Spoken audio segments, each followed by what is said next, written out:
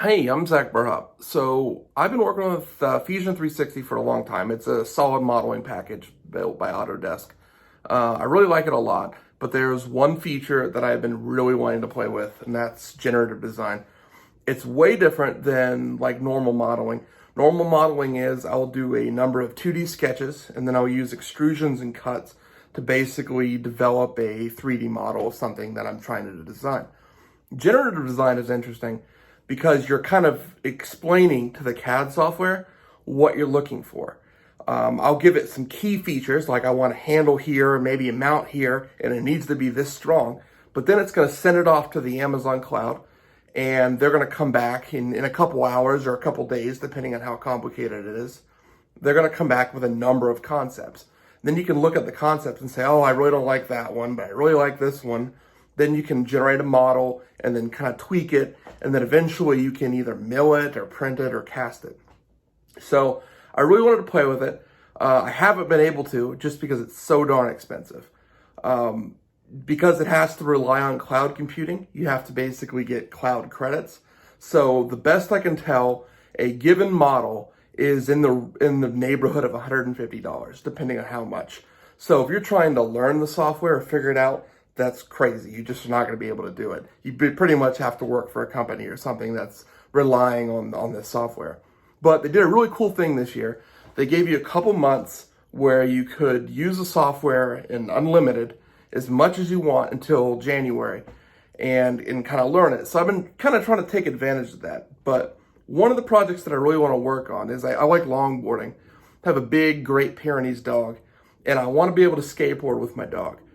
I've tried it with a couple leashes before, and she pulls me right off the board. It can get kind of dicey. So I wanted to design a leash. So this is what I came up with. So I want a big handle, kind of like you're being pulled behind a jet ski or something, but something that kind of pivots in my hand. So what I did was I designed kind of the optimum diameter of a handle and an optimum length to get my hand around it. And then I knew I wanted to use this cool orange leash.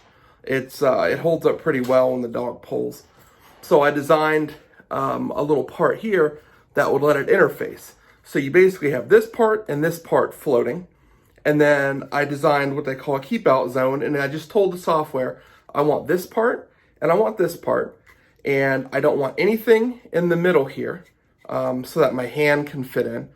And it needs to be strong enough to support, say, 150 pounds of my dog pulling.